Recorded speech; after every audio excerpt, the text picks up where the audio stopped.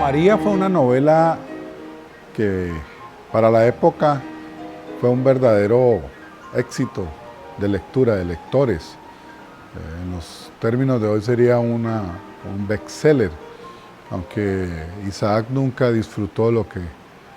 pudo haber producido, tantas ediciones que se sacaron en toda Hispanoamérica, que sacaron en España, porque los tiempos eran unos tiempos románticos. Eran tiempos en donde las corrientes románticas europeas habían llegado ya a Hispanoamérica. Se leyeron muchísimo los autores del llamado romanticismo francés e inglés. Fueron los que más llegaron aquí, Victor Hugo, Lord Byron, Chateaubriand, que fueron autores muy leídos y que, bueno, esa concepción del mundo romántico que se centra en los problemas del individuo, que va a construir una mirada moderna de la sociedad para la época, también llega entre nosotros y María es aclimatada, dijéramos, dentro de ese ambiente romántico. Y por supuesto las lecturas de Isaac, las influencias políticas, los mismos idearios de la época, pues estaban todos atravesados por el romanticismo. Es que fue un movimiento, dijéramos, dominante en esa época. Pero también hay que señalar que al mismo tiempo que se daba esto, pues estaban surgiendo las corrientes realistas en la literatura, de las cuales también Isaac fue un gran lector, especialmente de Flaubert, de Balzac. Fue un gran lector del teatro clásico griego y del teatro isabelino. De manera que también en ese campo Isaac tuvo una formación, dijéramos, en la representación realista de las circunstancias humanas. Y por último hay que decir que también el simbolismo tuvo arraigo en Isaac, sobre todo porque fue un buen lector de Poe, y la aparición, por ejemplo, del ave negra, todo el mundo señala que es un elemento simbólico, que seguramente Isaac lo vio con la lectura de El Cuervo de Edgar Allan Poe.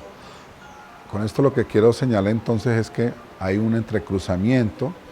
de romanticismo, realismo y simbolismo en la obra de Isaac, porque eso no se dio separado, sino que llegó un momento que muchas de esas cosas se pudieron conjugar,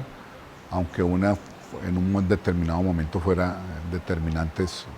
o más fuertes que las otras. Pero Isaac pues bebió de todas estas fuentes y eso está ahí. Y lo otro es que la recepción en América hispánica y en España, pues también correspondía como al sentimiento de época, a la mentalidad de la época, y eso explica por qué esta novela, tan intensa en términos dramáticos, con un tema amoroso tan fuerte, se volvió una novela que en su época se decía que antes que leída era una novela llorada por el intenso dramatismo y la profunda impacto que causa en cada lector este drama de amor imposible de dos jóvenes en una hacienda del Cauca, del Estado Soberano del Cauca, que dio la vuelta y es impresionante cuando uno viaja a Chile, a Argentina, a México, cómo se recuerda María, que se ha leído por generación tras generación en el bachillerato de muchos de estos países. Bueno, el encanto de María sigue siendo fresco y eso quiere decir que realmente Isaac consiguió concentrar en personajes universales, profundamente humanos, con gran fuerza poética, que llegó a ser común, dijéramos, en muchos ámbitos. Posteriormente a su época, la novela se sigue leyendo y editando, ya tiene tradiciones a la mayor parte de los idiomas modernos, hay una traducción, por ejemplo, al chino, hay traducción al japonés, Hay que decir que, por ejemplo, la recepción de María a comienzos del siglo XX en el Japón produjo la inmigración japonesa, la primera inmigración de japoneses en los años 20, de 1920, a Colombia, y ellos escogieron venir al Valle del Cauca porque en la escuela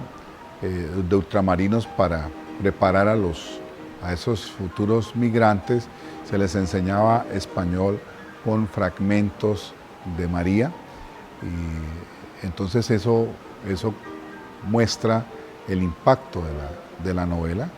Hoy la colonia japonesa que hay en el Valle del Cauca guarda casi como una leyenda mítica el hecho de que los primeros 5 inmigrantes japoneses al Valle del Cauca